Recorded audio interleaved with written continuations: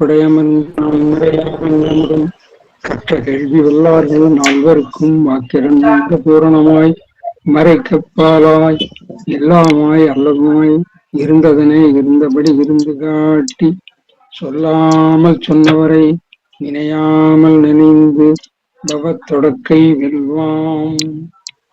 எல்லாமுமாம் பரனை ஏற்றுதல் என்பது உண்டோ அவ்வல்லானாய் மன்னுதலின் மற்ற பிரணவ தேவி சரஸ்வதி ராஜேபிர்வாஜினேவதி தீனாம் அவர் திருவியவது.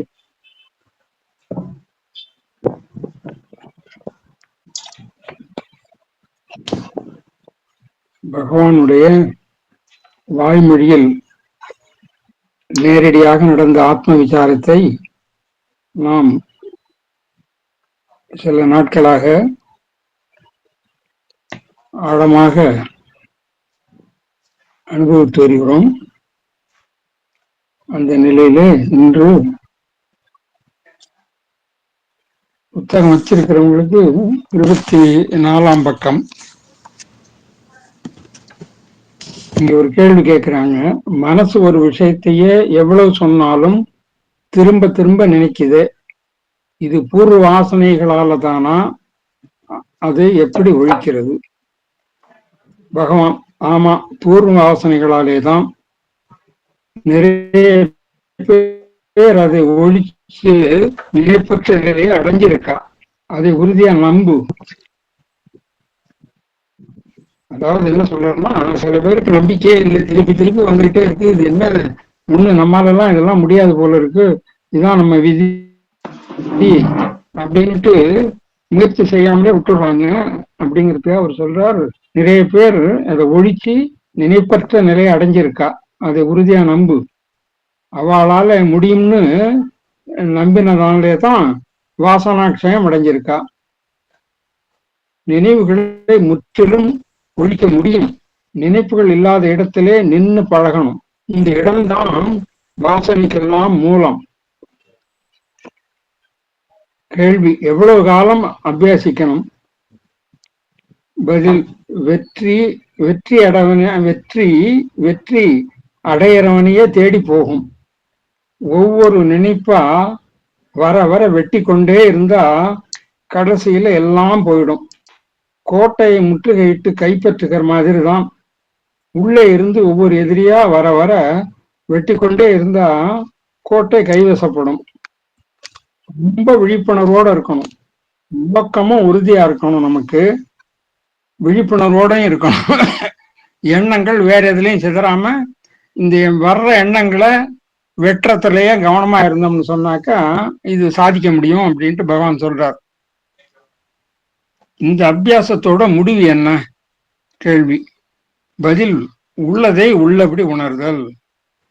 உள்ளதுன்னா என்ன?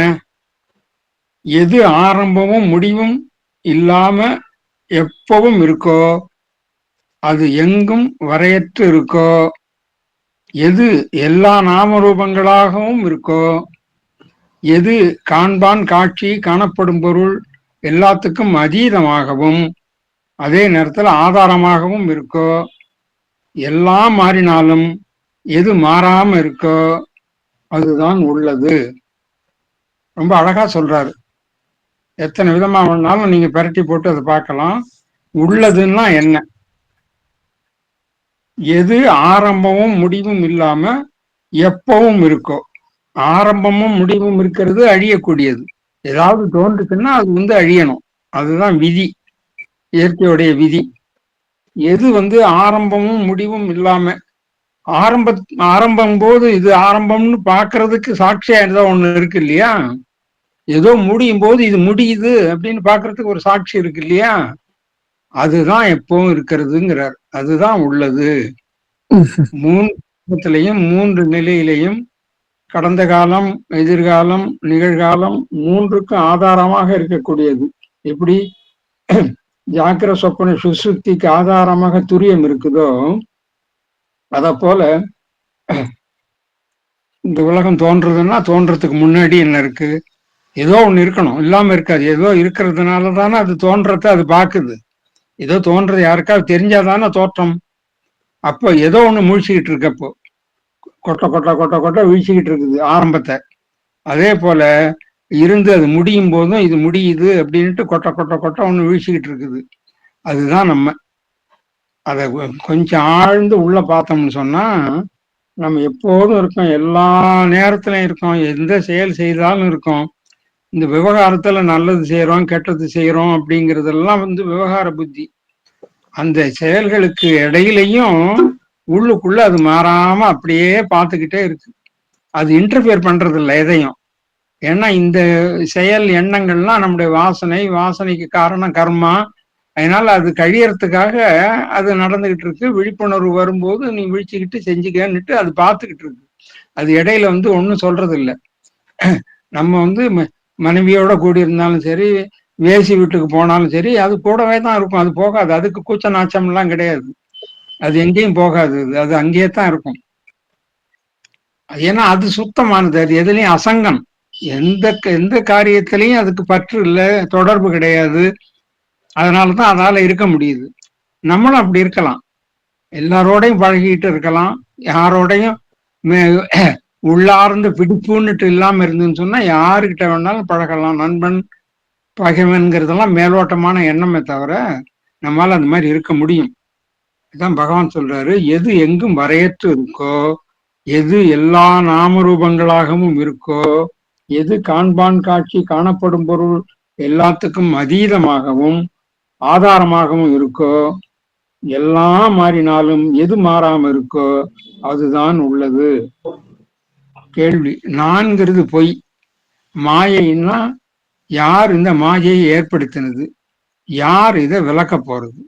அதாவது நான்கிறது பொய், மாயைன்னு சொன்னா நான்கிறது பொய் மாயை அப்படின்னா யார் இந்த மாயையை ஏற்படுத்தினது, யார் இத விளக்க போறது?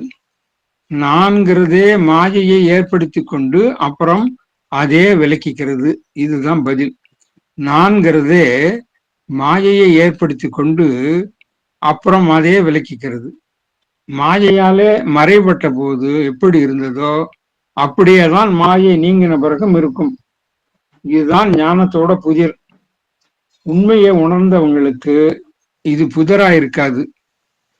பக்தியிலே நான்கிறது ஈஸ்வரனை அணுகி என்னை உங்கள கரைச்சுடுங்கன்னு வேண்டிக்கிறது, சரணாகதி பண்றது. அப்புறம் என்ன மிஞ்சினது? பழைய நான்கிறது போய் இறைவனையே தான் சரணாகதி மிஞ்ச வைக்கிறது. பழைய நான்கிறது போய் இறைவனையே தான் சரணாகதி மிஞ்ச வைக்கிறது. சரணாகதி பண்ண பிறகு என்ன மிஞ்சி இருக்குன்னு சொன்னா நான் அங்க இல்லை. ஏன்னா முழுக்க கரைச்சாச்சு, இறைவன்கிட்ட கரைச்சாச்சு. அங்க என்ன இருக்கிறது? இறைவன் தான். நீ வெளியில ஏதாவது பேசுனேன்னு சொன்னாக்க அந்த நேரம் நீ யாரா இருக்க? நீ இறைவனா தான் இருக்கிற. ஆக சரணாகதி பண்றதுக்கு முன்னாடியும் அதே இறைவன் தான் அங்கே இருந்தான். சரணாகதி பண்ணின பிறகும் அவனே தான் அங்கே இருக்கான். இதுதான் பிரபத்தி. சரணாகதி வைராக்கியத்தோட உச்சம். எனதுங்கிறத விடுறதை விட நான்கிறதை இறைவன்கிட்டே சரணாகதி பண்றது ஒரே வீச்சில எல்லாத்தையும் விடுற மாதிரி. என்ன சொல்றாரு? எனது அப்படிங்கிறத விடுறத விட நான்கிறத இறைவன்கிட்டே சரணாகதி பண்றது ஒரே வீச்சில எல்லாத்தையும் விடுற மாதிரி. ஏன்னா எனதுங்கிறது யாருக்கு? நானுக்கு தான் எனது. அப்ப நீங்க எனதை விட்டுட்டாக்கா, இப்ப என்கிட்ட இவ்வளவு சொத்து இருக்கு, நான் தானம் பண்றேன்னு கொஞ்சம் கொஞ்சமா பண்ணிக்கிட்டே இருந்தாலும் இந்த நான் இருந்துகிட்டே இருக்கும். பல வருஷங்களுக்கு கூட என்கிட்ட நிறைய சொத்து இருக்கு, தினம் இவ்வளவு பண்றேன், இந்த இந்த கோவிலுக்கு கொடுக்குறேன், இந்த பள்ளிக்கூடத்துக்கு கொடுக்குறேன், இந்த பசங்களுடைய கல்வி கொடுக்குறேன், இந்த ஏழைக்கு கல்யாணம் பண்ணி வைக்கிறேன், எப்படியோ நீ பண்ணிக்கிட்டே இருந்தாலும் உங்ககிட்ட குறையாம செல்வம் இருக்கு, என்கிட்ட இருக்குங்கிறது அந்த நினப்பு இருந்துகிட்டே இருக்கு. அது யாருக்கு இருக்கு? நான்கிறதுக்கு தான் இருக்கு. நான்கிறத மட்டும் விட்டாச்சுன்னா அத்தனை செல்வமும் அதே நிமிஷத்திலேயே காலி ஆயிடும். நீ கொஞ்சம் கொஞ்சமா அதை கரைக்க வேண்டியது இல்லை. அதான் பகவான் சொல்றாரு, எனதுங்கிறத விடுறத விட நான்கிறத இறைவன்கிட்ட சரணாகதி பண்றது ஒரே வீச்சுல எல்லாத்தையும் விடுற மாதிரி. இதனாலே துக்க முளையிலேயே கிள்ளி எரியப்படுறது. ஆனா அதுக்கு வைராக்கியம் ரொம்ப வேணும். வைராக்கியம் ரொம்ப வேணும். வைராக்கியம் இல்லாம ஞானம் வரவே வராது. தாய்மான சுவாமி சொல்றாரு இல்லையா, நிராசையின்றேல் தெய்வம் ஒன்றோங்கிறாரு. தெய்வத்தை நீ எங்க போய் அலைஞ்சா தேடி அலைஞ்சாதான் என்ன? மனசுல உனக்கு துளி அளவு கூட ஆசை எது மேலேயாவது இருக்கிற வரைக்கும் நீ இறைவன்கிட்ட நெருங்கவே முடியாது. ஆசை என்ன பண்ணும், ஒன்னா இறைவன்கிட்ட இருந்து ரொம்ப தூரத்துக்கு தள்ளி தள்ளி தள்ளி தள்ளி வச்சிடும். அதனால வைராக்கியம்தான் ஒரே ஒரே வாசல். அதுக்கு நுழையறதுக்கு, இறைவனுடைய சன்னிதானத்துக்குள்ள நுழையறதுக்கு ஒரே வாசல் அந்த வைராக்கியம் தான். வைராக்கியம்னு எல்லாரும் பயந்துகிட்டு ஏதோ காவிய உடுத்திக்கிட்டு எல்லாத்தையும் விட்டுட்டு போகணும்ட்டு இல்லை. எல்லாம் மித்தைன்னு தெரிஞ்சு அதை விவகாரம் பண்ணிக்கிட்டு இருக்கலாம். அதனால ஒரு தப்பும் இல்லை. மித்தைன்னுட்டு மட்டும் தெரிஞ்சுட்டு அது மேல பற்று இல்லாம அது வந்தது, அது நஷ்டமாச்சு, அது இன்னும் நிறைய சேர்ந்தது, எப்படி வேணாலும் இருக்கட்டும். நம்ம செய்யற புகழுக்கு தகுந்தாப்புல, நம்முடைய ஊக்கத்துக்கு தகுந்தாப்புல, சூழ்நிலைக்கு தகுந்தாப்புல பொருள்கள், மனிதர்கள், உறவுகள் எல்லாம் சேரும். அது சேர்ந்தாலும் கூட அதோட தொடர்பு இல்லைங்கிறத தாமரை தண்ணீர் போல் சகத்தோடும் கூடி வாழ்வார் அப்படின்னு கைவல்லி சொல்றாப்புல. எல்லாத்துக்கும் நடுப்புற இருந்துகிட்டே இருக்கலாம். ஆனா அது எனது இல்லை, நான் இல்லை இங்க அப்படிங்கிறது மட்டும் திடமா இருந்ததுன்னா, நான் இல்லைன்னாக்கா நான்கிறது பொய்யான நான், இது மித்தையான நான். இதுதான் சுகதுக்கங்களை அனுபவிக்குது. எனக்கு நஷ்டம் வருதுன்னா எப்படி? எனதுன்னு நினைச்சதுனால நஷ்டம் வருது. எனதுன்னு நினைக்கிறதுனால நஷ்டமா? யாருக்கோ ஏதோ ஒரு தொழில நஷ்டம் வருதுன்னா நான் நஷ்டம் அடைஞ்சேன்னா நம்ம நினைக்கிறோம், அவங்க நினைக்கிறாங்க. ஏன் அவங்க நினைக்கிறாங்கன்னா, அவங்க தன்னுடைய இதுன்னு நினைச்சாங்க, என்னுடைய இதுன்னு நினைச்சாங்க. அதனால அது நஷ்டம்ட்டு தெரியுது. எனக்கு கண் முன்னாடி அந்த நிகழ்ச்சி நடக்குது, நம்மளும் தான் இருக்கிறோம். ஆனா நம்ம பாதிக்கப்படுறது இல்லை.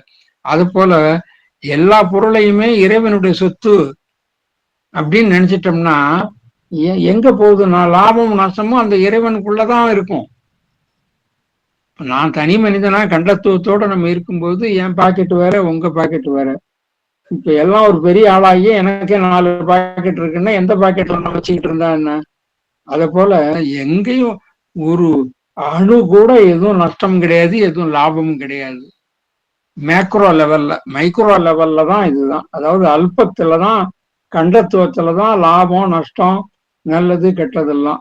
இதே மகத்தா போச்சு, பூமாவா போச்சு, பிரம்ம பிரம்மானுபவ ஸ்திதியா நம்ம இது பாக்குறோம்னு சொன்னாக்கா எதுவும் எங்கேயும் லாபமும் யாருக்கும் இல்லை, எங்கேயுமே நஷ்டம் இல்லை. எல்லாம் இங்கதான் இருக்குது, இதுக்குள்ளே தான் இருக்கு. இதை விட்டு அந்த பிரம்மத்துடைய சன்னிதானத்தை விட்டு எதுவும் எங்கேயுமே போகல. நீங்க நாம் அந்த பிரம்மம்னுட்டு நினைச்சிட்டோம், நாம் தான் அது ஆத்மாதான், நாம் தான் அந்த ஆத்மாதான் பிரம்மம் நினைச்சிட்டோம்னா நம்மகிட்டே தான் இருக்குது.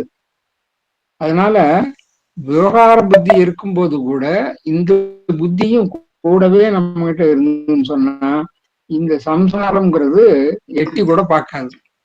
இதுதான் பகவான் ரமணர் ரொம்ப தெளிவா எல்லாத்துக்கும் எப்ப எதுக்கு திருப்பி திருப்பி வைராக்கியம் வைராக்கியம் வைராக்கியம்னு சொன்னாருன்னு சொன்னா, இந்த வைராக்கியம் இல்லாம, இந்த வைராக்கியம்ங்கிற ஞானம் இல்லாம எதுவும் என்னுடையது இல்லை, எதனாலையும் எனக்கு சுகதுக்கம் கிடையாது, என்னை யாரும் அசைச்சிக்க முடியாது, நான் கல் போல நான் இருக்கிறேன், என்ன எதுவுமே அசைக்க முடியாது அப்படிங்கிற திடமான ஒரு எண்ணம் தான் வைராக்கியம். அதுதான் சொல்றாரு.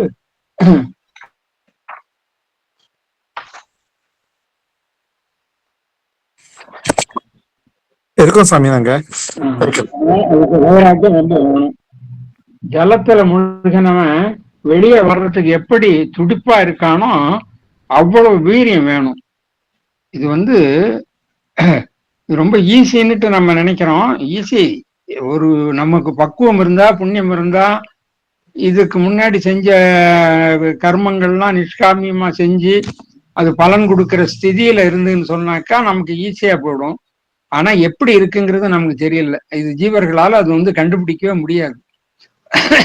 பெரிய மகான்கள் கூட அதெல்லாம் கண்டுபிடிச்சு சொல்லக்கூடிய நிலையில இருப்பாங்களான்னு தெரியாது. ஏன்னா அவங்களுக்கு அந்த அந்த நோக்கத்துல நம்மளை பாக்குறது இல்லை.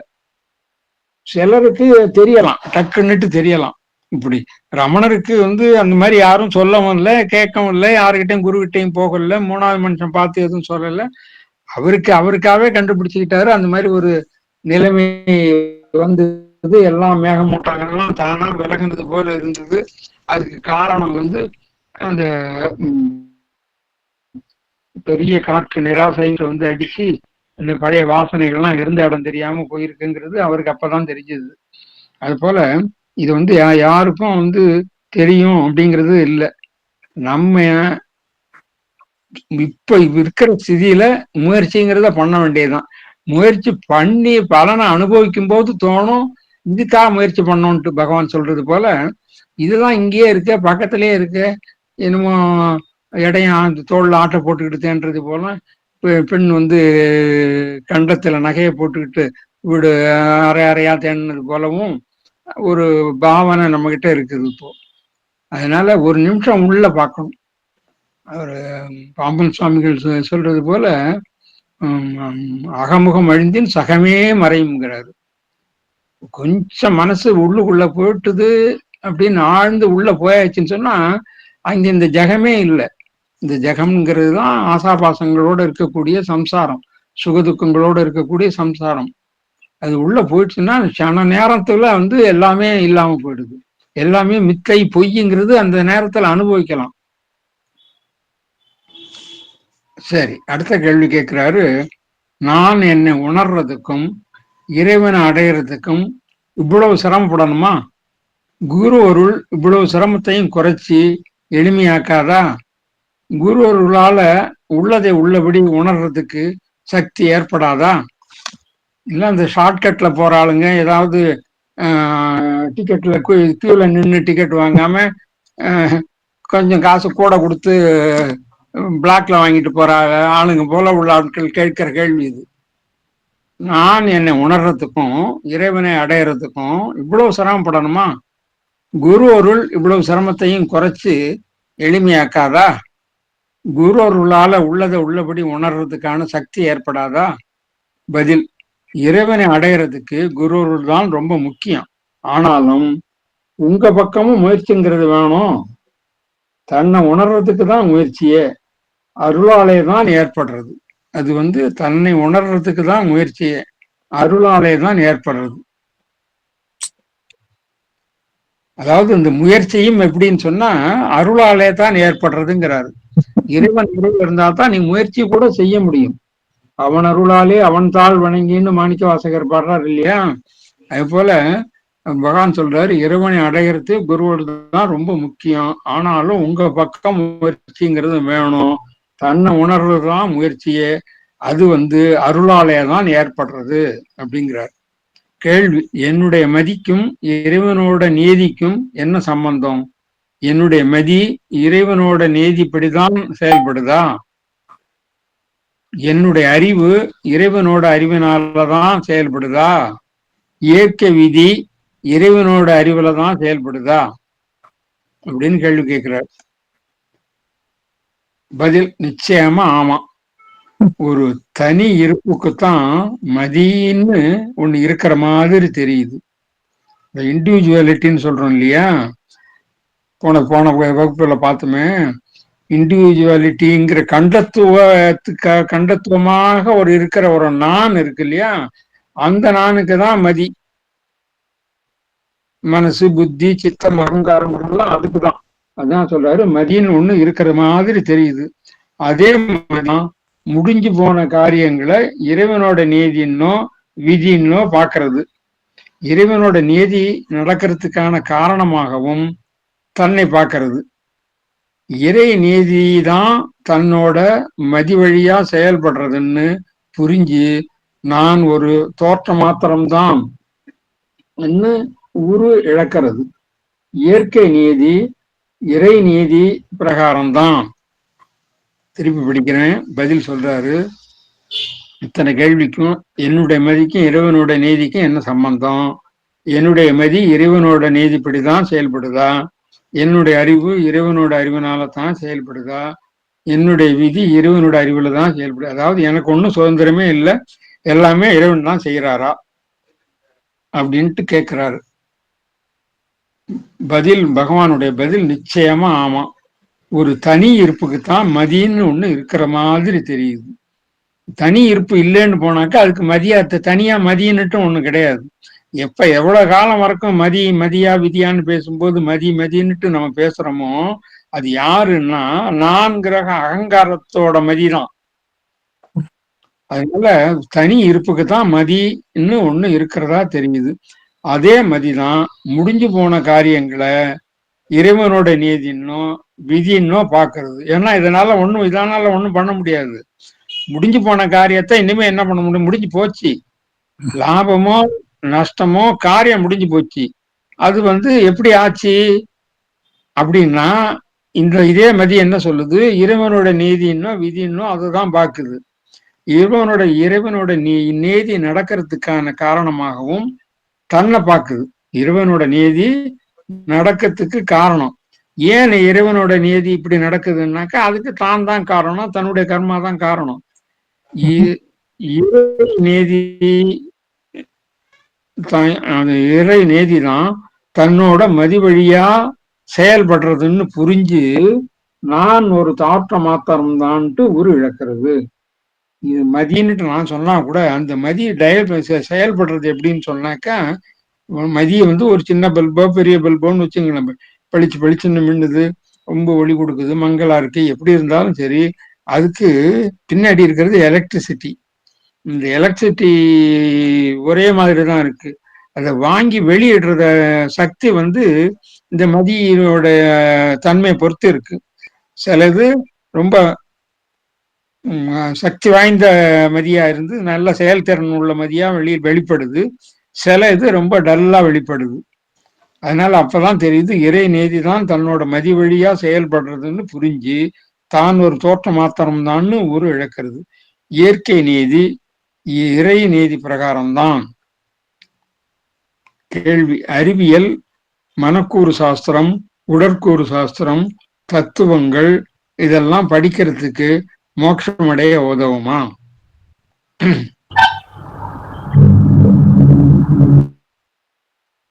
அறிவியல், மனக்கூறு சாஸ்திரம், உடற்கூறு சாஸ்திரம், தத்துவங்கள் இதெல்லாம் படிக்கிறது மோட்சமடைய உதவுமா? ரொம்ப கொஞ்சமா வேணா உதவலாம். மோட்சம்னா என்ன ஏதுன்னு கொஞ்சம் அறிவு புத்தகங்கள இருந்து கிடைக்கும். நாம அது அனுபவத்துல கொண்டு வர்றதுதான் முக்கியம். அதுதான் அவசியமான பிரயோஜனம். அதுக்கு தனிப்பட்ட ஒருத்தரோட முன் உதாரணம் அவரோட சொந்த அனுபவத்தில இருந்து சொல்ற ரகசியார்த்தம் அவரோட இருக்கிற நெருக்கத்துல புரியாதது பிடிபடும். இதுதான் உண்மையிலே உதவும். எவ்வளவுதான் கஷ்டப்பட்டு ஏகப்பட்டது படிச்சாலும் உண்மை இன்னதுன்னு புத்திபூர்வமா சமாதானம் ஆனாலும் அனுபவமான உண்மை பயிற்சியாலேயும் தன்னை உணர்ந்தவரோடு ஏற்படுற கூட்டுறவாலையும் தான் ஸ்பஷ்டமாகும். இதான் ரொம்ப ஒரு முக்கியமான ஒரு அறிவுரை. இப்ப இவர் சொல்றாரு, இதெல்லாம் கேள்வி கேட்டாரு, அறிவியல், மனக்கூறு சாஸ்திரம், உடற்கூறு சாஸ்திரம், தத்துவங்கள் இதெல்லாம் படிக்கிறது மோட்சம் அடையறதுக்கு உதவுமா? இதெல்லாம் பந்தம் அடையறதுக்கு தான் உதவும். ஏதோ கொஞ்சோண்டு அங்கங்க தேவைப்படலாம். சந்தேகம் ஏற்படும் போது இந்த உடம்பு நான் இல்லை அப்படின்னு சொல்லும் போது நான் இல்லைங்கிறத எப்படி பிரிச்சு பார்க்க, மொத்தமா நான் இல்லைன்னு சொல்ல முடியாது. இந்த உடம்போட தன்மை என்னன்னு தெரிஞ்சாதானே நம்ம நான் இல்லைன்னு சொல்லலாம். அதனால இந்த அன்னமய கோஷம்னு எடுத்துக்கிட்டாலே இதுல பிசியாலஜி, இப்ப உடம்பு இருக்குன்னா கை இருக்கு, கால் இருக்கு, இத்தனை அவயவங்களோட கூருட்டிய உடம்பாக இருக்குது. இந்த உடம்பு அது அன்னமய சரீரம் நான் இல்லைன்னா அன்னமய சரீரத்துக்கு ஆதாரமா இருக்கக்கூடிய பிராணமய சரீரம்னு ஒன்று இருக்குது. அப்புறம் மனோமய சரீரம்னு இருக்கு, அப்புறம் விஞ்ஞானமய சரீரம்னு இருக்கு. இப்படி எல்லாம் இருக்கிறத ஒண்ணு ஒன்னா புரிஞ்சுக்கிட்டு விடுறதுக்கு இது ஓரளவுக்கு உதவும். ஆனா இதுவே ஞானத்தை கொடுத்துறாது. இதான் நாரதர் சாண்டோக்கிய உபநிஷத்துல சனத்குமார்கிட்ட போய் கேட்கும்போது எனக்கு எல்லா கலைகளும் தெரியணும் ஒண்ணு ஒன்னா அடிக்கிறாரு. எனக்கு எல்லா சாஸ்திரம் 4 வேதம் தெரியும், 18 புராணங்கள் தெரியும், உபபுராணங்கள் தெரியும், சர்ப்ப வித்தை தெரியும், அந்த அந்த தனுர் வித்தை தெரியும், அது தெரியும், இது தெரியும், எல்லாம் தெரிஞ்சும் எனக்கு மனசுல சாந்தியே இல்லை அப்படின்னு கேட்கிறாரு. இதெல்லாம் தெரிஞ்சா போதாது அப்படின்ட்டு அங்கே சொல்றாரு அவரு. அந்த உபநிஷத்துல பாத்தீங்கன்னா தெரியும். அது போல இங்க ஒரு கேள்வி கேட்கறதுக்கு ஏதோ கொஞ்சம் உதவும், ரொம்ப கொஞ்சமா வேணா உதவும். மோட்சம்னா என்ன ஏதுன்னு கொஞ்சம் அறிவு புத்தகங்கள்ல இருந்து கிடைக்கும். ஏன்னா நமக்கு பொதுவாவே ஒண்ணுமே படிக்கல ஒண்ணுமே கேட்கலன்னு சொன்னா மோட்சம்ங்கிறத பத்தி நமக்கு என்ன தெரிய போகுது? பாமர மக்களுக்கு இப்ப நமக்கு ஏதோ ஏதோ பூர்வ புண்ணியத்துல இந்த பிறவியில ஏதோ ஒரு மோட்சம்ங்கிறத பத்தி கேள்விப்படுறோம். இந்த சம்சாரம் இதை எப்படி நீக்கிறது, இதை நீக்கிறதுக்கு இதுல இருந்து விடுபடுறது என்ன, அதுதான் மோட்சம். இதுல இருந்து பந்தத்திலிருந்து விடுபடுறதுதான் மோட்சம். அந்த மோட்சம்ங்கிறத பத்தி ஏதோ ஒண்ணு யாரோ சொல்ல கேட்டோ, இந்த பல வாய்ப்புகள்லாம் இப்பெல்லாம் இருக்கு. நம்மளே கவனிக்காம போனா கூட அதை பத்தி பேசுறவங்க பேசும்போது நம்ம காதுல விழுகுது.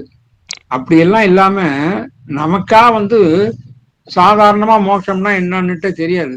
பாமர மக்களுக்கு எத்தனையோ பேருக்கு அந்த மாதிரி இல்லை. நல்ல அறிவு உள்ளவங்களுக்கு கூட இப்ப நமக்கு நம்ம சாஸ்திரம் என்ன சொல்லுது, தர்மார்த்த காம மோட்சம்னுட்டு புருஷார்த்தங்கள் 4 புருஷார்த்தங்களை சொல்லி கடைசியான நிர்தோஷ புருஷார்த்தம் சொன்னா அது மோட்சம்தான். பாக்கி அறம்பொருள் இன்பம் இதெல்லாம் கூட புருஷார்த்தம்னு சொன்னா கூட இந்த பரம புருஷார்த்தமாக நிர்தோஷம் புருஷார்த்தமாகிய மோட்சத்தை அடையறதுக்கு அனுகூலமா இருக்கக்கூடியவை தவிர அதுவே புருஷார்த்தம் இல்லை. அறமே புருஷார்த்தம் இல்லை, இன்பமே புருஷார்த்தம் இல்லை, அர்த்தம் பொருள் சேர்க்கிறதே புருஷார்த்தம் இல்லை. இப்ப உலகத்துல எப்படி இருக்காங்க மக்கள்னு சொன்னா பொருள் சேர்க்கிறதே புருஷார்த்தமா இருக்கிறாங்க. இன்பத்தை அடையிறதே புருஷார்த்தமா இருக்கு. எந்த வகையிலாவது இன்பத்தை அடையணும், அதுதான் கோல் அப்படின்னு இருக்கிறாங்க. சில பேர் தர்ம வழியில ஏன் நடக்கணும்னு தெரியல, தர்ம வழியில நடக்கணுங்கிற எண்ணம் மட்டும் அவங்களுக்கு இருக்குது. இது எதுக்குன்னுட்டு தெரியல. இது எதுக்குன்னு சொன்னா இதெல்லாம் தர்ம வழியில நடந்தின்னு சொன்னாக்கா உன்னுடைய எண்ணமானது தூய்மைப்பட்டு சாத்விகமான குணங்கள்லாம் உனக்கு வரும்போது அது ஞானம் அடையறதுக்கு உதவி செய்யும். மோட்சம் புருஷார்த்தத்துக்கு உன்னை மெதுவா கையை பிடிச்சு இழுத்துக்கிட்டு போறதுக்கு உதவும். அதே போல பொருள் சேர்க்கறதுன்னு சொன்னா பொருள் சேர்க்கறதுங்கிறது வாழ்க்கையை நல்ல விதமா வாழ்ந்து ஒரு கட்டத்துல இந்த வாழ்க்கையில என்ன இருக்கு, இவ்வளவு காலம் வாழ்ந்தோம், இவ்வளவு சேர்த்தோம், இதுல என்ன இருக்கு நமக்கு அப்படின்னு புரிஞ்சுக்கும் போது அதை விடணும். அது இருக்கிற காலத்துல சேர்க்கிற காலத்திலேயே செலவும் பண்ணணும். நல்ல காரியங்களுக்கு செலவு பண்ணி இது இந்த பொருள் என்னுடையது இல்லை இறைவனுடையது, எவ்வளவுதான் நான் முயற்சி பண்ணேன்னு நம்ம நினைச்சா கூட இறைவனும் இறைவனுடைய கிரியேஷனா இருக்கக்கூடிய மற்ற உலக பொருள்களும் ஜீவர்களும் இல்லாம நீ தனியா எங்க இருந்து பண்ண முடியும்? நீ எவ்வளவு சொத்து சேர்க்கிறோம்னா உனக்காக எத்தனை பேர் உழைக்கிறாங்க? நீ ஒரு நல்லா ஏதோ படிக்கிறதுக்கு உனக்கு சொல்லி கொடுக்கறதுக்கு ஆள் வேணும். அது யாரோ ஒருத்தர் காலேஜ் வச்சு நடத்தணும், யாரோ உனக்கு முன்னாடியே படிச்சுட்டு சொல்லி கொடுக்கறதுக்கு வரணும். அங்கே இருக்கக்கூடிய டேபிள் சேர் எல்லாம் உனக்கு வேணும்னா அது யாரோ செய்யணும். இப்படி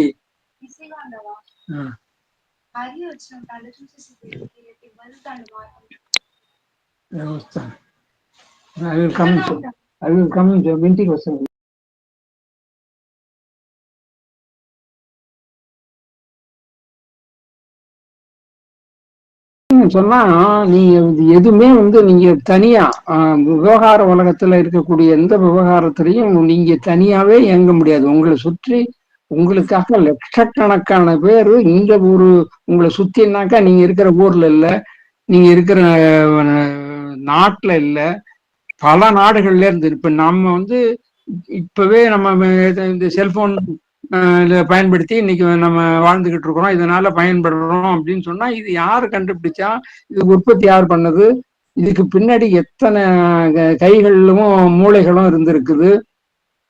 அப்படி பார்க்கும்போது நம்ம எல்லாருடைய மத்தியிலையும் எல்லாரும் இல்லாம நம்மளால வாழவே முடியாது. அப்படின்னு நினைச்சாக்கா அந்த பொருள் அவங்களால வந்தது அப்படிங்கிற ஒரு எண்ணம் நமக்கு திடப்படும்.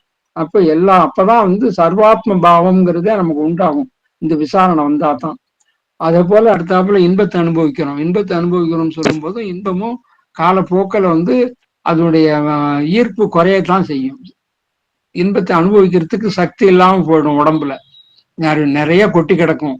இருந்தாலும் எடுத்து ஒரு நல்ல பொருளை எடுத்து சாப்பிட்றதுக்கு நமக்கு சக்தி இருக்காது வயசான காலத்துல. இளம் வயசுல வந்து நல்ல பெண்களோட நம்ம உல்லாசமா இருக்கணும்னு நம்ம நினைச்சிருப்போம். வயசானதுலயும் அந்த நினைப்பு இருக்கும். ஆனாலும் நம்ம சக்தி இருக்காது. பக்கத்திலே 10 பெண்கள் இருந்தாங்கனாலும் கூட நம்மளால ஒன்றும் அந்த இதை உணர்றதுக்கோ அனுபவிக்கிறதுக்கோ வாய்ப்பு இருக்காது. அதெல்லாம் அதுக்காக அது எல்லாம் தோஷம் இல்ல, சதோஷ புருஷார்த்தம், தோஷத்தோடு கூடிய புருஷார்த்தங்கள். ஆத்மா ஒண்ணுதான், அதாவது மோட்சம்ங்கிறது ஒண்ணுதான் நிச்சயமான புருஷார்த்தம், நிர்தோஷ புருஷார்த்தம். அதுக்குள்ள எந்த விதமான தோஷமும் அதுல கிடையாது. அது அதைத்தான் அனுபவத்துல கொண்டு ரொம்ப ரொம்ப கொஞ்சமா மோட்சம்னா என்ன ஏதுன்னு கொஞ்சம் அறிவு புத்தகங்கள்ல இருந்து கிடைக்கும். நாம் அதை அனுபவத்துல கொண்டு வர்றதுதான் முக்கியம். அதுதான் அவசியமான பிரயோஜனம். அதுக்கு தனிப்பட்ட ஒருத்தரோட முன் உதாரணம், அவரோட சொந்த அனுபவத்துல இருந்து சொல்ற ரகசியார்த்தம், அவரோட இருக்கிற நெருக்கத்துல புரியாதது பிடிபடும். இதுதான் உண்மையிலேயே உதவும். அவர் சத்சங்கத்தை சொல்றாரு. இல்ல குரு வண்டி இருந்தோம்னு சொன்னாக்கா அவங்களுடைய அனுபவம் உண்டு. குருமேவா அபிகச்சேத், யாரு குரு யாருன்னு சொன்னா அவர் வந்து தத்துவத்தை உணர்ந்தவராகவும் பிரம்மனிஷ்டனாகவும் இருக்கணும் அப்படின்னுட்டு கீதையில பகவான் சொல்றார். தத்துவத்தை உணரணும். இந்த தத்துவங்களுக்கெல்லாம் அடிப்படை தத்துவமாக இருக்கக்கூடிய ஆத்ம தத்துவத்தை உணர்ந்து அதை பத்தி புத்திபூர்வமா உணர்ந்து அதுல நிஷ்டை அடைஞ்சவும் இருக்கணும். நிஷ்டை அடையாம இருந்தும் பிரயோஜனம் இல்லை. அதைத்தான் பகவான் இங்க இந்த அவங்க நெருக்கத்துல இருந்தா பிடிபடும் அப்படிங்கிறார். இதுதான் உண்மையிலேயே உதவும்.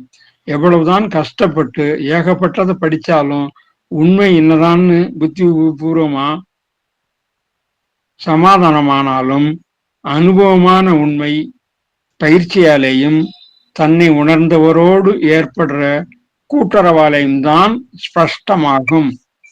இது ரொம்ப முக்கியம். நம்ம வந்து அதுக்காகத்தான் நம்ம நண்பர்கள்ல சேர்த்துக்கிறது, பழகிறவங்கலாம் எப்படி இருக்கணும்னு சொன்னாக்கா நமக்கு ஒத்த மனநிலையை உடையவங்களா இருந்தாங்கன்னு சொன்னா இது கொஞ்சம் ஈஸியா கூடும். நமக்கு அது இல்லாம எல்லாரோடையும் பழகிறது, எல்லார்கிட்டையும் வச்சிருந்தா அந்த நேரம் தான் வீணாகும். எங்கேயோ வந்து நைட்டு 9:09ல இருந்துட்டு 10 மணி வரைக்கும் மட்டும் இதை பத்தி சிந்திக்கிறோம். பாக்கி நேரம்லாம் விவகாரத்துல இருக்கிறவங்களோடய பழகிட்டே இருந்தோம்னு சொன்னா அதுதான் மேலோங்கி நிற்கும். இது வந்து அவ்வளவு தூரத்துக்கு உள்ள போகாது. அதனால நம்ம நண்பர்களை தேர்ந்தெடுக்கிறது, நம்ம விவகாரங்கள்ல வந்து நம்ம செய்யறத வந்து விழிப்புணர்வோடு இந்த விவகாரம் நம்முடைய ஆத்ம ஞானத்துடைய அடையக்கூடிய உணரக்கூடிய முயற்சிக்கு பயன்படுமா பயன்படாதா அப்படின்னு ஒவ்வொரு செயல்களையுமே நம்ம உன்னிப்பா நம்ம கவனிக்கணும். கவனிச்சு அவசியமா இருக்கிறத மட்டும் செஞ்சுட்டு தவிர்க்க முடிய வேண்டியதெல்லாம் தவிர்த்தணும். சில விஷயங்களை வந்து நம்ம வந்து உலகத்துல வாழும்போது இது தவிர்க்க முடியாதுதான். அதனால வந்து நம்ம அதுக்காக கூச்சப்பட வேண்டியதில்லை. தவிர்க்கிறதுனால ஒன்றும் தவிர்க்க முடியலன்னு செய்யறதுனால ஒன்றும் தப்பு இல்லை. ஏன்னா நான் செய்யலைங்கிறது தான் புரிஞ்சு போச்சே. நம்மகிட்ட திடம் இருக்குது இல்லையா? இது வந்து நாம் செய்யல, விவகாரத்துக்காக செய்ய வேண்டிய சூழ்நிலையை செஞ்சுக்கிட்டு இருக்கேன். அதனால ஒன்றும் எனக்கு எந்த பாதிப்பும் கிடையாது அப்படிங்கிற உணர்வோட செய்யலாம். பட் விழிப்போட இருந்தா எவ்வளவு முடியுமோ அவ்வளவு அவாய்ட் பண்ணலாம். அப்படி அவாய்ட் பண்ணாம ஏதோ கொஞ்ச நேரம் படிக்கிறோம், கொஞ்ச நேரம் 3 மாசத்துக்கு ஒரு இடம் சத்சங்கம்னுட்டு போறோம், எப்போ யூடியூப்ல ஒண்ணு கேட்கிறோம் அப்படின்னா அதெல்லாம் பலமா பலன் தராது. மேம்போக்கா இருக்கும்.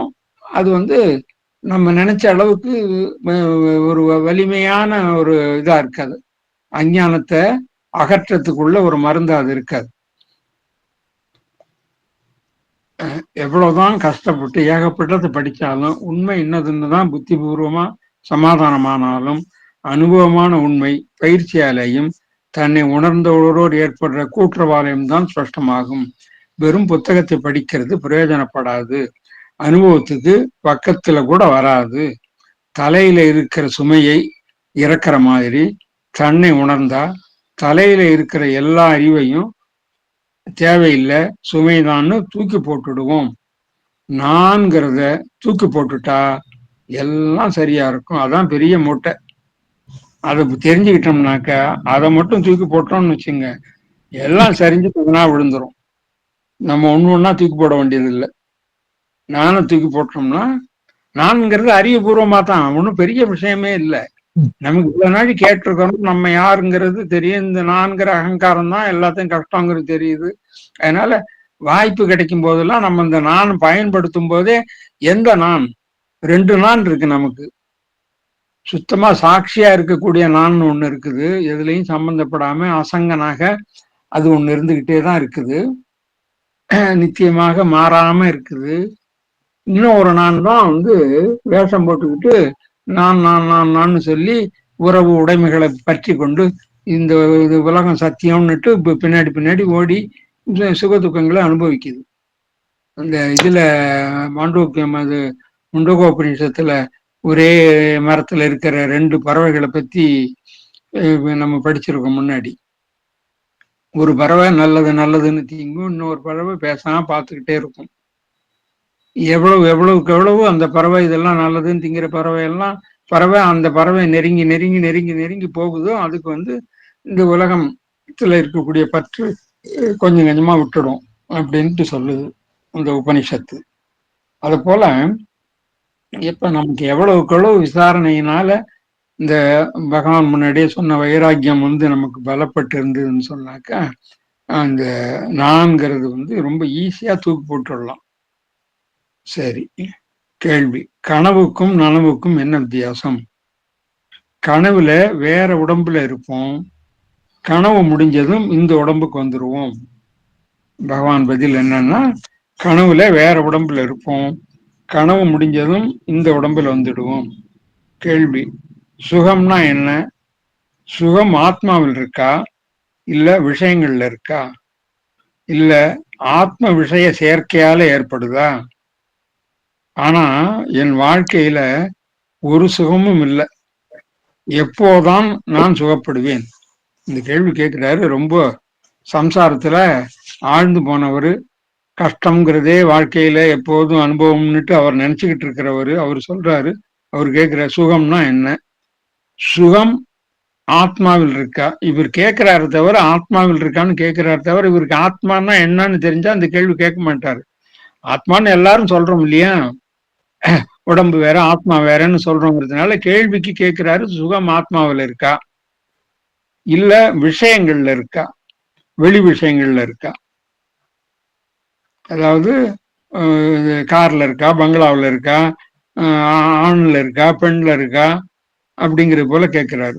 இல்ல ஆத்மா விஷய சேர்க்கையால ஏற்படுதா, ஆத்மாவும் விஷயமும் ஒண்ணு சேர்றதுனால அந்த சுகம் ஏற்படுதா? ஆனா என் வாழ்க்கையில ஒரு சுகமும் இல்லை, எதனால இருந்தாலும் இருந்துட்டு போட்டு, ஏன் என்னை பொறுத்த வரைக்கும் எனக்கு சுகமே இல்லைங்கிறாரு அவரு. எப்போதுதான் நான் சுகப்படுவேன் அப்படின்னு கேட்கிறாரு.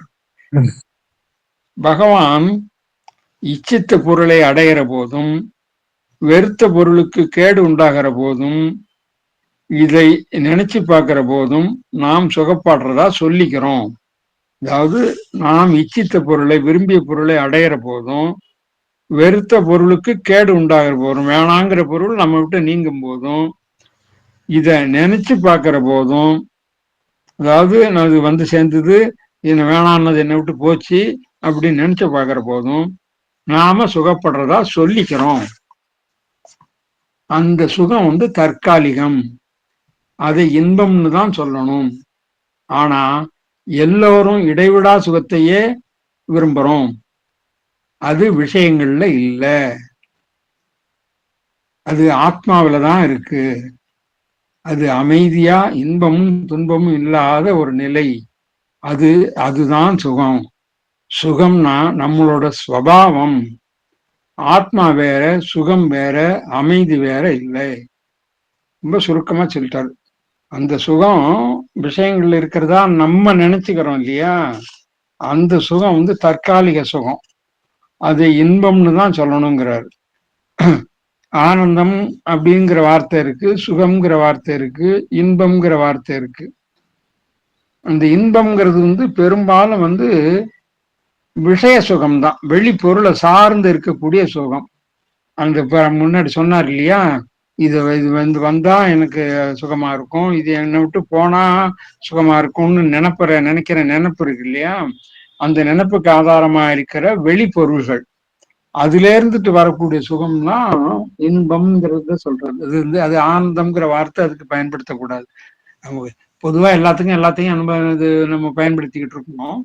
டெக்னிக்கலா பார்த்தா சுகம்ங்கிறது ஆத்ம சுகத்துக்கும் ஆம், நிராசைக்கும் தான் அதை வந்து நம்ம பயன்படுத்தணும். இன்பம்ங்கிறது விஷய சுகத்துல. ஆனா எல்லோரும் இடைவிடா சுகத்தையே விரும்புறோம். அது விஷயங்கள்ல இல்லை, அது ஆத்மாவில தான் இருக்கு. அது அமைதியா இன்பமும் துன்பமும் இல்லாத ஒரு நிலை, அதுதான் சுகம். ரொம்ப அழகான ஒரு விளக்கத்தை கொடுக்கிறாரு. சுகம்ங்கிறது வந்து இன்பமும் இல்லை, துன்பமும் இல்லை. நம்ம இது வரைக்கும் இன்பம்தான் சுகம்னு நினைச்சுக்கிட்டு இருந்தோம் இல்லையா. இன்பம்ங்கிறத வந்து பொருள்கள்ல இருந்து வர்றதுன்னுட்டு இப்ப நம்ம புரிஞ்சுக்கிட்டதுனால அதுல இருந்து வர்றது வந்து சுகமா இருக்கவே முடியாது. அது இன்பமா வேணா இருக்கலாமே தவிர அது சுகமா இருக்காது. அதே போல துன்பமும், வேண்டாத பொருள் நம்ம கிட்ட இருக்குதுன்னு வச்சுங்களேன், அது வந்து அந்த துன்பம் இருக்கு இல்லையா, அதுவும் வந்து இதுல சேராது. ஆத்மாவில இருக்கு. அது நம்ம ஆத்மாவில தான் இருக்கு. அது அமைதியா இன்பமும் துன்பமும் இல்லாத ஒரு நிலை, அதுதான் சுகம். சுகம்தான் நம்மளோட சுபாவம். ஆத்மா வேற, சுகம் வேற, அமைதி வேற இல்ல அப்படிங்கிறார். கேள்வி, எதனால சுகம்தான் நம்ம சுவாபம்னு சொல்றீங்க? ஏன்னா பிரம்மம் பரிபூர்ண சுகமயம், ஆத்மா பரிபூரண அமைதிமயம். இந்த முடிவுக்கு தத்துவார்த்தமாயோ தத்துவார்த்தமாவோ பக்திபரமாவோ நாம வரலாம். இந்த முடிவுக்கு தத்துவார்த்தமாவோ பக்திபரமாவோ நம்ம வரலாம். இறைவன் கிட்ட சுகம் இருக்கணும்னு தான் வேண்டிக்கிறோம். சுகத்தை அளிப்பவர் சுபஸ்வரூபமா தான் இருக்கணும். அவர் துக்கத்துல இருந்தாருன்னு சொன்னா அவர் எப்படி சுகத்தை கொடுக்க முடியும்? சுகமா இருக்கணும் தான் வேண்டிக்கணும். சுகத்தை அளிப்பவர் சுகஸ்வரூபமா தான் இருக்கணும். ஆகையினால ஈஸ்வரன் தான் அளவில்லாத ஆனந்தம், பிரம்மம் நிர்குண ஆனந்தம். ஈஸ்வரன் நம்ம சொல்றது வந்து சகுண ஆனந்தம். இப்ப இந்த இன்பத்தை இங்க விட்டார் பார்த்தீங்களா, இப்ப இந்த ஆனந்தம்ங்கிற வார்த்தையை பயன்படுத்துறாரு. சுகத்தை அளிப்பவர் சுகஸ்வரூபமாத்தான் இருக்கணும். ஆகையினால ஈஸ்வரன் தான் அளவில்லாத ஆனந்தம், பிரம்மம் நிர்குண ஆனந்தம். ஜீவன் ஈஸ்வரன் பிரம்மம் எல்லாம் சுவாபத்துல ஒண்ணுதான். ஜீவனும் அடிப்படை சுவாபத்துல அந்த ஆனந்த சுரூபம் தான், ஈஸ்வரனும் ஆனந்த சுரூபம் தான். இது சமஷ்டியில, இது வியஷ்டியில. பிரம்மம்ங்கிறது இதெல்லாம் கடந்த நிலையில, ஆதாரமான நிலையில. எல்லாத்துக்கும் ஈஸ்வரன் ஜீவன் ரெண்டுக்கும் ஆதாரமா இருக்கக்கூடியது பிரம்மம். அதுல எந்த காலத்திலையும் இந்த உபாதி பேதமே கிடையாது. ஈஸ்வரனுக்கும் ஜீவனுக்கும் என்ன வித்தியாசம்? உபாதி பேதம் தான். சமஷ்டி வியஷ்டி, அல்பம் மகத்து, இப்படி நீங்க பாத்தீங்கன்னு சொன்னாக்கா அந்த இந்த வித்தியாசம் தானே தவிர பாகத்தியாக லட்சணை எல்லாம் நம்ம படிச்சிருப்போம். அந்த மாதிரி எல்லாம் பண்ணி லட்சணாவிருத்தி மூலமாக பார்த்தோம்னு சொன்னா அடிப்படையா இருக்கக்கூடிய தன்மைங்கிறது அது ஆனந்த ஸ்வரூபம் சுகஸ்வரூபம் தான். ஜீவனுக்கும் அதான், ஈஸ்வரனுக்கும் அதான். அதுக்கு பேர் தான் பிரம்மம்னு பேரு. இந்த உபாதி இல்லாம இருக்கிறது, ரெண்டுக்கும் உபாதி இல்லைன்னாக்கா அதுக்கு பேர் பிரம்மம். இது எல்லாம் சுவாபத்துல ஒண்ணுதான். கேள்வி, ஏன் இந்த சம்சாரம் உலகம் தீமையும் துக்கமயமா இருக்குது? ஈஸ்வர சித்தம். ஏன் ஈஸ்வர சித்தம் அப்படி இருக்குது? அதாவது கேள்வி என்னன்னா, இந்த சம்சாரம் உலகம் தீமையும் துக்கமயமா இருக்குது. அவரோட வியூ, எல்லாருடைய வியூ இல்லை, ஒரு ஞானியோட வியூ இல்லை. அது கேள்வி கேட்கிறவருடைய வியூ வந்து இந்த சம்சாரம் இந்த தீமையும் துக்கமயமா இருக்குது அப்படின்னுட்டு அவரு நினைச்சுக்கிட்டு கேட்கிறாரு. அதுக்கு பதில் வந்து ஈஸ்வர சித்தம். ஏன் ஈஸ்வர சித்தம் அப்படி இருக்கு? பதில் புரிஞ்சுக்க முடியாது. பரமேஸ்வர சக்திக்கு எந்த நோக்கமும் கற்பிக்க முடியாது. எந்த கர்மமும் ஈஸ்வரனை ஒட்டாது. ஆனா அவன் சந்நிதி மாத்திரத்திலேயே தான் எல்லாம் நடக்கும். ஏகம்தான் நானாவாகிறது. உலக கருமங்கள் சூரியனை ஒட்டாத மாதிரி ஈஸ்வரனை எதுக்கும் பொறுப்பாக்க முடியாது. எல்லாம் ஈஸ்வர நேதிங்கிறது தான் அகந்தையால ஏற்படுற துன்பங்களுக்கு எல்லாம் தீர்வு. எல்லாமே ஈஸ்வர நேதிங்கிறது தான் அகந்தையால ஏற்படுற துன்பங்களுக்கு எல்லாம் தீர்வு. குறை உணர்ச்சியாலே, அதாவது ஆகா இதை போய் செஞ்சிட்டோமே, அடடா இதை செய்யாம விட்டுட்டோமேங்கிற நினைப்பு ஏற்படுத்துற துன்பத்தை நம்மளை எல்லாம் ஒரு பரமேஸ்வர சக்தி தான் நடத்துறதுன்னும், அதுக்கு அடங்கி இன்பமோ துன்பமோ அது இஷ்டம்னு நம்மள ஈசனோட கருவியா நினைச்சுக்கணும். ஈசன் பேரில் எவ்வளவு பாரத்தை போட்டாலும் அவர் வகித்துப்பார். நமக்கு ஒரு பாரமும் இல்லை. இந்த சமாதானம் சொல்றது அவர் கேள்வி கேட்டவருடைய நிலையை பொறுத்து இந்த பதில சொல்றாரு. இது பகவானுடைய முடிந்த முடிவான தீர்மானத்துல ஏற்பட்டு வர்ற பதில் இல்லை அது. ஆனா அப்ப கேட்கிறவருக்கு புரியணும் இல்லையா? நம்ம பாட்டுக்கு இவர் பாட்டுக்கு தத்துவ ரீதியா ஒரு பதில சொன்னார்னு சொன்னாக்கா, கர்மாவும் இல்லை, கர்மாவை செய்யறவனும் இல்லை, துன்பமும் இல்லை, இன்பமும் கிடையாது, ஈஸ்வரனும் தனியா கிடையாது, ஜீவன்லாம் தனியா கிடையாது, எல்லாமே ஒண்ணுதான், இருக்கிறது ஏக்கம்தான் இருக்குது அப்படிங்கிற பதில இப்ப சொன்னாக்கா அவருக்கு பிடிபடாது. அதுக்காக அவர் என்ன இவ்வளவு தூரம் விளக்கமா சொல்றாரு. இதுதான் இந்த மாதிரி டெம்பரரி சொல்யூஷன்ஸ் தான் நம்ம கவனமா இருக்கணும். நம்ம முடிந்த முடிவான உண்மை அத்விதீய பிரம்மம். அந்த பிரம்மம் நம்ம பத்தி நம்ம தவிர வேற இல்லை, நம்ம பரிபூர்ண சுரூபம். அதுல எதுவுமே பிறக்கம் இல்லை, ஆதும் என்றும் எவ்விடத்தும் பிறத்தல் இறத்தல் இலதாகும் ஓதும் விவர்த்தத்தால் அந்த உலகமே பிரம்மமே உலகாய் தோன்றும். விவர்த்தமாக அந்த பிரம்மம் உலகமா தோன்று தவிர எதுவும் என்னைக்கும் பிறக்கவும் இல்லை, எதுவும் என்னைக்கும் சாகவும் கிடையாது. பிறந்தது உண்டானால் அன்றோ பிறகு சாவதுதான் உண்டாம் அப்படிங்கிறதெல்லாம் தீர்மானமா ஆன விஷயங்கள். அப்படி இருந்தாலும் கூட அதை போய் இப்ப அவருக்கு சொல்யூஷமா சொல்லக்கூடாது. உனக்கு துக்கமே கிடையாது, நீ சம்சாரம் ஏன் கற்பனை வேற நேரத்துல சொல்லுவாரு, சிலருக்கு சொல்லுவாரு. இப்ப இந்த சிருஷ்டி கிரமத்தை ஏற்படுத்திக்கிட்டு சிருஷ்டி கிரமத்தை உண்மைன்னு ஒத்துக்கிட்டோம்னு சொன்னாக்கா, விவகார உலகத்துக்கு அப்படிதான் ஒத்துக்கிட்டு ஆகணும். அப்படி ஒத்துக்கிட்டோம்னு சொன்னாக்கா அங்க ஈஸ்வரன் இல்லாம பண்ண முடியாது. ஈஸ்வரன்ங்கிற சக்தியை அந்த பிரம்மம்னு நாம்னு சொல்லக்கூடிய அடிப்படையா இருக்கக்கூடிய அந்த பிரம்மம்ங்கிறது இப்படியா மாறுச்சுன்னு சொன்னா, அந்த பிரம்மம் மாயா சக்தியோட கூடிய ஈஸ்வரனாக இவ்வளவுதான் சொல்லி செஞ்சதுன்னுட்டு சொல்லிட்டு தான் போவோம். சொல்லித்தான் நீங்க பண்ணணும். சொன்னாதான் அந்த டீச்சிங் மெத்தடு உங்களுக்கு உபதேச முறைக்கு சரியா வரும். அதுக்கு சொல்றாரு அவரு. இது எல்லாருக்கும் உரியதுன்னுட்டு நம்ம ஏமாந்துடக்கூடாது. ஈஸ்வர சித்தம் அப்படி இருக்கு. இப்ப எதுக்கு ஈஸ்வரன் எதுக்கு அந்த மாதிரி சித்தம் படுத்தணும்னு அடுத்தாப்புல ஒரு கேள்வி ஒண்ணு கேட்பாங்க. ஈஸ்வரன் சாதாரணமா வேணாக்கா ஒரு பெரிய கேள்வி உலகத்திலேயே எல்லார்ட்டையும் இருக்கிறது. ஈஸ்வரன் ஒருத்தன் இருக்கும்போது ஏன் உலகத்துல கஷ்டம்னு ஒண்ணு இருக்கு? ஈஸ்வரனே கருணை கடல் அப்படிங்குன்னு சொல்றீங்க. எல்லாம் தெரிஞ்சவர், சர்வஜர், அனைத்தையும் அறிந்தவர், சர்வ சக்திமான், கருணாசாகரம் இப்படி எல்லாம் சொல்றோம். சொல்லிட்டு நான் கஷ்டப்படுறேன் அவர் கண்டுக்கவே மாட்டேங்கிறாருன்னு சொன்னாக்கா இறைவனை எவ்வளவு பெரிய குற்றவாளி ஆக்குறோம் நம்ம. அந்த மாதிரி எல்லாம் ஆக்குறதுக்கு காரணம் என்னன்னு சொன்னா நம்முடைய அறியாமை தான். அதைத்தான் அவர் சொல்றாரு. அந்த மாதிரி இருக்கும்போது ஈஸ்வரன் தான் அதை செஞ்சாருன்ட்டு தான் சொல்லணும். வேற மாதிரி சொல்றது வேற எப்படி சொல்ல முடியும்? ஈஸ்வரன் தான் அதை உண்டாக்குனா நான் உண்டாக்கல அப்படின்னு சொன்னா இதுக்கு முடிவு என்ன சொல்லணும் அப்படின்னு தான் நீங்க ஒரு ஒவ்வொரு ஸ்டேஜா கொண்டு போகும்போது சொல்ல வேண்டியிருக்குது. அதுதான் அவர் இங்க சொல்றாரு. அது ஈஸ்வர சித்தம் அப்படிதான் இருக்கு, அதை புரிஞ்சுக்க முடியாது. பரமேஸ்வர சக்திக்கு எந்த நோக்கமும் கிடைக்க முடியாது. ஆனா அந்த ஈஸ்வரன் வந்து இவனுக்கு இந்த வெங்கட்ராமனுக்கு இந்த இந்த கஷ்டத்தை நான் கொடுக்குறேன் அப்படின்னுட்டு அவர் நினைச்சுக்கிட்டு ஆசைப்பட்டுக்கிட்டு அவர் ஒண்ணும் கொடுக்கல. அவர் ஏங்க அது அவர் கொடுக்கிறாருன்னு எப்படி சொல்றோம்னு சொன்னா, அவர் ஏற்பட்ட நீதி என்னன்னு சொன்னாக்கா, இந்த கர்மாவுக்கு இந்த பலன், இந்த கர்மாவுக்கு இந்த பலன் அப்படிங்கிற ஒரு நீதியை ஏற்படுத்தி வச்சிருக்காரு இந்த விவகார திருஷ்டியில. அத வந்து சரியா நடைமுறைப்படுத்திக்கிட்டு இருக்கிறாரு.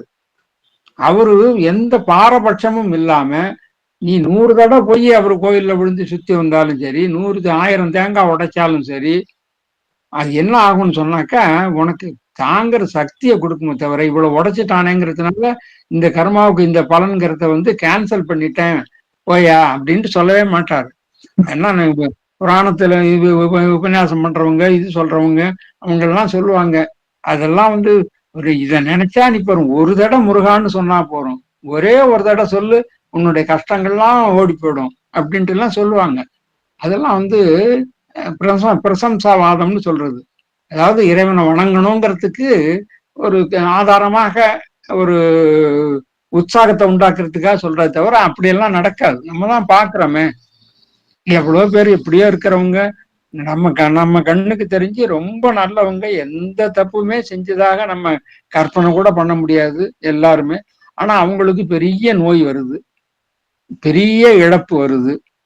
இறைவனை வந்து வேண்டுறாங்க, அவர் மட்டும் வேண்டி இல்ல, அவர் வேண்டறதுக்கு மட்டும் இல்லாம 100 பேர் சேர்ந்து கோஷ்டியா வந்து பிரேயர் பண்றாங்க. அப்பவும் நீங்க மாட்டேங்குது, பாக்குறோமே. சில நேரங்கள்ல சில விஷயங்கள் நடக்குது, சில விஷயங்கள் நடக்காம போகுது. இப்ப நம்ம நடக்காம போற விஷயத்த வச்சுக்கிட்டு பேசுறோம். நடக்கிற விஷயங்கிறது அந்த அதுவும் இறைவனுடைய நீதிக்குள்ள இருக்குது. நடக்கிறதுக்கும் இறைவனுடைய நீதிக்குள்ள இருக்குது, நடக்காம போறதுக்கு நீதிக்குள்ள இருக்கு. ஆனா இறைவன் வந்து அதை சாட்சியா இருந்து பார்க்கறான். அவன் வந்து யாரையும் வந்து வேணும் வேணான்னுட்டு அவர் செய்யவே இல்லை. அதை நம்ம புரிஞ்சுக்கிட்டோம்னா, அதான் இவரு சொல்றாரு, வேண்டத்தக்கது அறிவோயினி வேண்ட முழுதும் தருவோயினி. வேண்டத்தக்கது எது வேண்டும்னு நான் வேண்டணும்னு நினைக்கிறாயோ அது உனக்கு தான் தெரியும். வேண்டத்தக்கது அறிவோயினி வேண்ட முழுதும் தருவோயினி வேண்டும் அயன்மார்க்கு அறியோயினி வேண்டி நீ என்னை பணி கொண்டாய். வேண்டி நீ யாது அருள் செய்தாய் அதுவே யானும் வேண்டி நல்லால் வேண்ட வேண்ட வேண்டும் பொருள் ஒன்று உண்டன்றேல் அதுவும் உந்தன் விருப்பன்றே அப்படிங்கிறார். அதனால நம்ம முழுமையா இறைவன்கிட்ட விட்டுட்டோம்னா எது நடந்தாலும் அவனுடைய விருப்பம் அப்படின்னு சொன்னா, அவனுடைய விருப்பம் என்ன விருப்பம்னு சொன்னா, நீ வணங்குறவன் வணங்காதவன் அப்படின்னு பார்த்து அவர் உன்னை விரும்பி செய்யாம, இந்த வினைக்காக வினையுடைய முடிவு, வினை முடிவு எப்படி இருக்கணுங்கிறதுக்கு ஒரு ரூல் போட்டு வச்சிருக்கிறார் அவரு. அதுதான் அவருக்கு பேரு நியந்தான்னு பேரு. அதை ஒழுங்கா செய்யறாரு, எந்த பாரபட்சமும் இல்லாம. அவருக்கு எந்த லஞ்சமும் கொடுக்க முடியாது. உலகத்து மக்கள்கிட்ட இங்க நடக்கிற, நமக்குள்ள இருக்கிறவங்க கிட்ட நடக்கிறது போல இறைவன்கிட்ட அது நடக்கவே நடக்காது. என்ன இவ்வளவு எவ்வளவு தப்பு செஞ்சவங்க கூட உண்மையான பக்தியோட இருந்து அதை செய்யும் போது என்ன ஆகும்னு சொன்னா, இந்த உணர்வு நமக்கு வரும். இறைவன் வந்து தப்பு செய்ய மாட்டாரு, ஏதோ என்ன நான் பண்ண கர்மா வந்து எனக்கு இப்படி இருக்குன்னுட்டு நினைச்சு அதை ஏத்துக்க கூடிய ஒரு சூழ்நிலைய மனசுல உண்டாக்கி கொடுத்துரும். பக்தி பண்றதுனால வர்றது என்னன்னு சொன்னா, இந்த மாதிரி மனசுல நல்லது ஏத்துக்கக்கூடிய நிலையில இறைவன் எந்த காலத்திலையும் தப்பு செய்ய மாட்டார். இறைவனுக்கு தெரியாம உலகத்துல எதுவுமே நடக்காது. அவரும் தெரிஞ்சு நடக்குதுன்னு சொன்னாக்கா, அப்ப வந்து வேற ஏதோ ஒரு காரணம் இருக்கணும். என்ன காரணமா இருக்க முடியும்? என்னுடைய முன்வினை தான் காரணமா இருக்க முடியும் அப்படின்னுட்டு இப்படி ஆராய்ஞ்சு ஆராய்ஞ்சு நம்முடைய துக்கத்தை நாம தாங்கக்கூடிய ஒரு சக்திக்கு வந்துடுறோம். ஏன்னா எவ்வளவு பேர் வேண்டிக்கிட்டு எதுவும் நடக்கலைன்னு பிறகு கோயிலுக்கு போகாம இருக்கிறாங்களா, மறுபடியும் வேண்டிக்காம இருக்கிறாங்களா, அதெல்லாம் மறந்துட்டு மறுபடியும் வேண்டிக்கிறாங்க. புருஷன் வந்து நோய்வாய்ப்பட்டிருக்கிறாரு, அவர் வந்து அந்த வியாதியிலிருந்து வெளிவரணும்னுட்டு எவ்வளவோ விதமான விரதங்களையும் நோன்புகளையும் இருந்து கோயிலை பல முறை சுற்றி வந்து பல கோயில்களை போய் எல்லாம் முடிஞ்ச பிறகு அவர் செத்துதான் போயிடுறாரு அப்படின்னு ஆன பிறகு துக்கத்திலிருந்து விடுபட்டு ஒரு 15 நாள், 1 மாசம், 2 மாசத்துக்குள்ள மறுபடியும் திருப்பி கோயிலுக்கு தானே போறாங்க. அப்போ அவங்களுக்கு வந்து இதை ஏத்துக்கக்கூடிய பக்குவம் வந்துருது. இந்த இறைவன்கிற தத்துவமே வந்து இந்த மாதிரி வாழ்ற காலத்துல நம்ம ஒரு ஒரு சப்போர்ட் நமக்கு. அது இல்லாமல் நம்மால வாழ முடியாது. ஞானிகள் அத்வைத பூர்ணமா இருக்கக்கூடிய அவங்கள போல உள்ளவங்களை தவிர மற்றவர்கள்னால எவ்வளவுதான் நம்ம படிச்சிருந்தாலும் எவ்வளவுதான் இதா இருந்தாலும் இறைவன்கிற ஒரு தத்துவத்தை நம்ம இந்த இந்த மாதிரி விளக்கத்தோட கற்பித்து கொண்டு அதை சார்ந்து வாழ்ந்தாதான் துக்கத்தை ஓரளவுக்காக குறைச்சிக்க முடியும். அதுதான் இது டெம்பரரி ஸ்டேஜ். நீங்க வேதாந்தத்துக்குன்ட்டு வரும்போது என்ன ஆகுதுன்னா இதெல்லாம் கடந்து நம்ம போயிடுறோம். இதை கடந்து போய் உண்மை என்னன்னு உணர்றோம். அப்பவும் கூட துக்கம் வராதான்னா, இப்ப ஞானிக்கு துக்கம் வராதான்னா வரும். அவருக்கும் இந்த உடம்புங்கிற உணர்வு கொஞ்சம் கொஞ்சம் இருக்கிறதுனால, நான் உடம்பு இல்லைன்னா கூட உடம்பை சார்ந்து இருக்குது இத்தனை வருஷமா பழகினதுனால அதோட தொடர்பு இருக்கு. அது அந்த உடம்பு போற வரைக்கும். அதனால அதுக்கு துன்பம் வரும்போது அது அப்படிதான் வரும் அது அப்படின்னுட்டு அவர் நினைச்சுப்பாரு. மனசுல துக்கத்தை ஏத்துக்க மாட்டாரு. அதுதான் வித்தியாசம் தவிர அவங்களுக்கும் இருக்கும். அதனால இறைவன்கிற தத்துவத்தை நம்ம எந்த அளவுக்கு புரிஞ்சு அதுல சரணாகதி அடையிறோமோ அந்த அளவுக்கு நமக்கு நம்ம அனுகூலம் உண்டு அப்படிங்கிறது தான் இவரு பகவான் இதுல சொல்றாரு. ஈஸ்வர சித்தம் அப்படி இருக்கு. திருப்பி ஒரு இடம் அந்த இதை சொல்லிட்டு அந்த இதை நம்ம என்ன முடிச்சுக்கலாம். ஏன் ஈஸ்வர சித்தம் அப்படி இருக்கு புரிஞ்சுக்க முடியாது. பரமேஸ்வர சக்திக்கு எந்த நோக்கமும் கற்பிக்க முடியாது. அதாவது அதுக்கு எதுவும் நோக்கம் கிடையாது. அது நோக்கத்தோடு அது செயல்படுறவே இல்லை. விருப்பு வெறுப்பு இருக்குதுன்னு சொன்னாக்கா அது சாதாரண ஜீவன் ஆயிடும். அதனால எந்த கர்மமும் ஈஸ்வரனை ஒட்டாது. ஆனா அவன் சந்நிதி மாத்திரத்துலதான் எல்லாம் நடக்கும். இப்ப நமக்கு இந்த உலகம் சத்தியம்ங்கிறது உண்மை அப்படின்ட்டு நம்ம நினைச்சுக்கிட்டு இருக்கிற நிலையில என்ன இருக்குன்னா ஈஸ்வரன் இல்லாம நீ ஒரு கணம் கூட இருக்க முடியாது. ஈஸ்வர தத்துவத்தை ரெகக்னைஸ் பண்ணாம நம்மளால வாழவே முடியாது. அதனாலதான் அவர் சொல்றாரு ஈஸ்வர சந்நிதி மாத்திரத்துலதான் அவனுக்கு தெரிஞ்சுதான் எல்லாம் நடக்குது. ஏகம்தான் நானாவாகிறது. ஏகத்துல நானாகிறதுக்கு முதல்ல ஈஸ்வர தத்துவம் வெளியில வரணும். ஏகமா இருக்கக்கூடிய பிரம்மம் நானாவ ஆகணும்னு சொன்னாக்கா அது ஈஸ்வரனாகி ஈஸ்வரனுடைய சிருஷ்டியில தான் நானாவா வரும். உலக கருமங்கள் சூரியனை ஒட்டாத மாதிரி ஈஸ்வரனை எதுக்கும் பொறுப்பாக்க முடியாது. அதனால நம்ம சில பேர் திட்டுவாங்க, நீ நாசமா போன்னுட்டு, உனக்கு கண்ணு இல்லை காது இல்லை அப்படின்ட்டு எல்லாம் திட்டுவாங்க. அதெல்லாம் ஒன்றும் அதுக்கு நீர் மேல இருந்த கல் போல அதுக்கெல்லாம் ஒன்றும் அது எதையும் பாதிக்க போறது கிடையாது. ஏன்னா அதுக்கு சங்கல்பமே கிடையாது. அது எதுவுமே சங்கல்பிச்சு எதுவும் நடக்கவும் இல்லை. அதனால அது ஒண்ணுமே அதை எதுவும் பாதிக்காது. எல்லாம் ஈஸ்வர நீதிங்கிறது தான். அகந்தியால ஏற்படுற துன்பங்களுக்கு எல்லாம் தீர்வு. இந்த அகந்தியால ஏற்படுற துன்பத்துக்கு என்ன தீர்வு? நம்ம சொன்னது போல எல்லாமே ஈஸ்வரனுடைய நீதி. அது இப்படிதான் நடக்குது. ஈஸ்வரன் மேலேயும் தப்பு இல்லை, இப்ப என் மேலேயும் தப்பு இல்லை. ஆனா இந்த கஷ்டம் வந்தது நான் முன் செஞ்சுட்டேனே கர்மா அப்படின்ட்டு நம்ம அந்த தீர்மானத்துக்கு நம்ம வந்துருவோம். குறை உணர்ச்சியால, அதாவது ஆகா இத போய் செஞ்சுட்டோமே, அடடா இதை செய்யாம விட்டுட்டோமேங்கிற நினைப்பு ஏற்படுத்துற துன்பத்தை நம்மளையெல்லாம் ஒரு பரமேஸ்வர சக்தி தான் நடத்துறதுன்னும் அதுக்கு அடங்கி இன்பமோ துன்பமோ அது இஷ்டம்னு நம்மளோட ஈசனோட கருவியா நினைச்சுக்கணும். இப்ப மாணிக்க வாசகர் சொன்ன பாட்டு சொன்னது தான் அவர் இது வார்த்தையில சொல்றாரு, வசனத்துல சொல்றாரு. ஈசன் பேரில் எவ்வளவு பாரத்தை போட்டாலும் அவர் வகித்துப்பார், நமக்கு ஒரு பாரமும் இல்லை. இது விவகார திருஷ்டியில சொல்றது. நமக்கும் விவகாரம் உண்டு. நம்ம இப்ப பேசுறது எடுக்கிறது எல்லாம் விவகாரம். அதனால நமக்கு இது பொருந்தாதுன்ட்டு இல்லை. நம்ம ஏதோ அத்வைதத்துல எங்கேயோ உட்காந்துக்கிட்டு இருக்கிறோம், நமக்கு பொருந்தாதுன்ட்டு கிடையாது. இப்பவும் நமக்கு இருக்கு. இந்த கொஞ்ச நாள் ஆச்சுன்னா இப்ப சாப்பிடணும் போகணும். இப்ப எவ்வளவு பேருக்கு பசிச்சுக்கிட்டு இருக்கும், உள்ள இது பண்ணிட்டு இருக்கோம். பிரம்மத்துக்கு வயிறு இருக்கா? அது பசிக்குமா என்ன? நம்ம இப்ப இருக்கிற ஸ்திதிங்கிறது இப்ப விவகார ஸ்திதியில இருக்கிறோம். விவகார ஸ்திதியில விழிப்புணர்வோடு இருக்கிறது தான் ஞானமே தவிர விவகார ஸ்திதியே இல்லைன்னுட்டு சொல்லிட்டு நம்மளால வாழ முடியாது. அது பொய்யான ஒரு வாழ்க்கை, அது அறிவுக்கு ஒத்து வராத ஒரு வாழ்க்கை. அதனால இந்த பகவான் சொல்ற இந்த இது வந்து ரொம்ப இந்த நிலையிலிருந்து நம்ம பார்த்தோம்னு சொன்னா இறைவனையும் ஏத்துக்கிட்டோம். ஏத்துக்கிட்ட பிறகு என்ன கஷ்டம்ங்கிறது வந்து நமக்கு உண்மையா தெரியற வரைக்கும் அது இறைவன் கொடுத்த கஷ்டம் இல்ல, நம்ம செஞ்ச வேண திரும்பி வருது. எந்த பகை ஆனாலும் நீக்கலாம், வினைப்பகை வீயாது சென்று அடும் அப்படின்ட்டு வள்ளுவர். என பகை உற்றாரும் உய்வர் வினைப்பகை வீயாது சென்று அடும். எவ்வளவு காலமா எத்தனை பிறவி எடுத்தாலும் சரி அது வந்து உன்னை விடாது, விரட்டிக்கிட்டே இருக்கும். அதாவது வடமொழியில் சுலோகம் ஒண்ணு இருக்குது, யதா தேனு சகசிரேஷு வத்சோ விந்ததி மாதரம், யதா தேனு சகசிரேஷு வத்சோ விந்ததி மாதரம். வத்சோன்னா கண்ணுக்குட்டி, தேனுன்னாக்கா பசுமாடு. 1000 பசுமாட்டு கூட்டத்துல ஒரு பக்கத்துல தூரத்துல இருந்துன்னு சொன்னா வச்சுங்க, ஒரு கண்ணுக்குட்டி எங்க அவுத்து விட்டீங்கன்னா அது தேடி போய் தன் தாய் எங்க இருக்காங்கிறத வந்து அந்த கண்ணுக்குட்டி போய் கண்டுபிடிச்சிடும், தடவிக்கிட்டுலாம் நிக்காது.